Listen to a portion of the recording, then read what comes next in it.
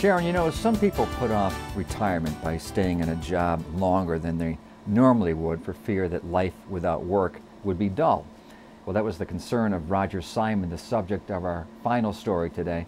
But after making that life-changing move, he is discovering just the opposite.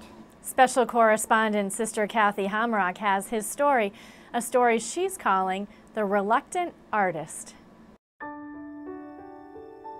It has become a practice of the Diocesan Office of Divine Worship to have an annual display which showcases some of the artistic talent within our local church.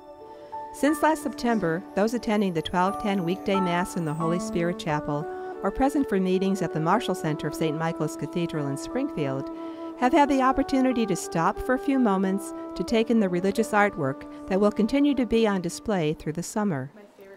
As the administrative assistant of the Office of Divine Worship, Jessica Hill has special interest in the feedback the annual art exhibit is receiving this year. It just happens to be the work of a colleague in the cathedral's choir. And this year it's Roger Simon's iconography display, and though Roger's not a traditional iconographer, he just brings such a new life to this art form, and I find it very exciting, and we've had so much positive feedback from visitors here. Such exhibits are a relatively new experience for Roger Simon. Having just retired in 2009 from the Chicopee school system and a job he loved after 43 years of service as a school psychologist, he's finding that retirement can be a time for surprisingly new personal discovery.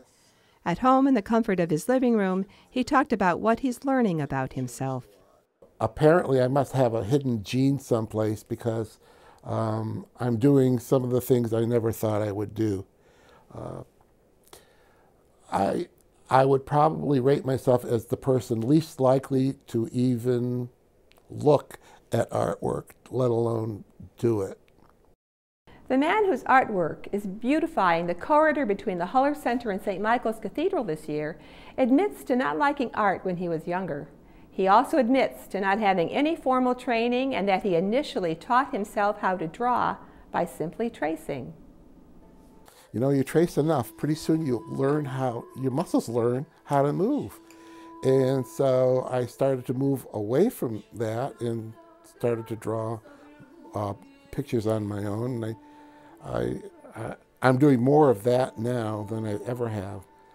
He's doing that in the kitchen, which also serves as his art studio, and the home he shares with his sister, where they and their younger brother were nurtured within the rich traditions of their Lebanese heritage and the Eastern Rite Maronite Catholic Church.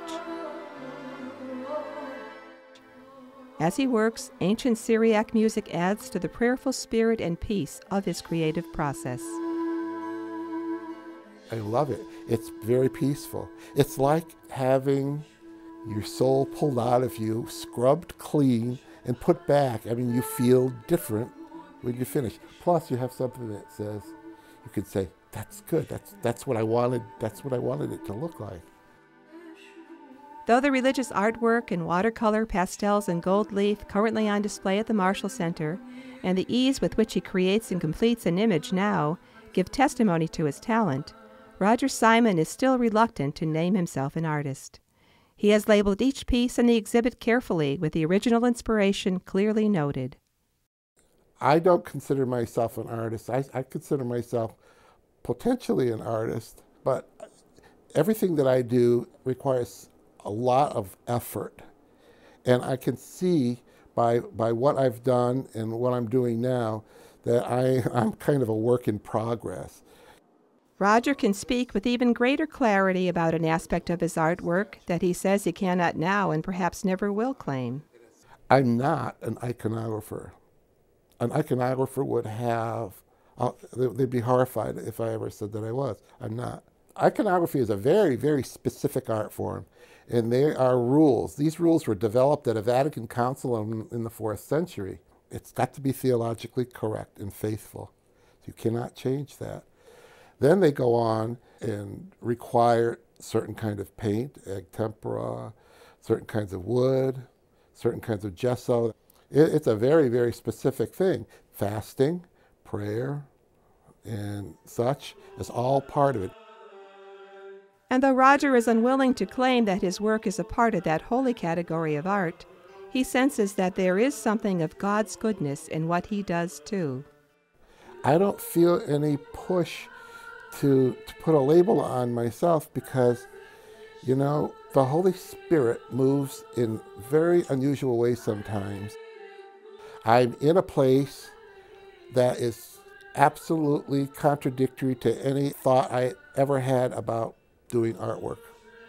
I'm here and I'm liking it, and I don't know why I'm here and enjoying it so much.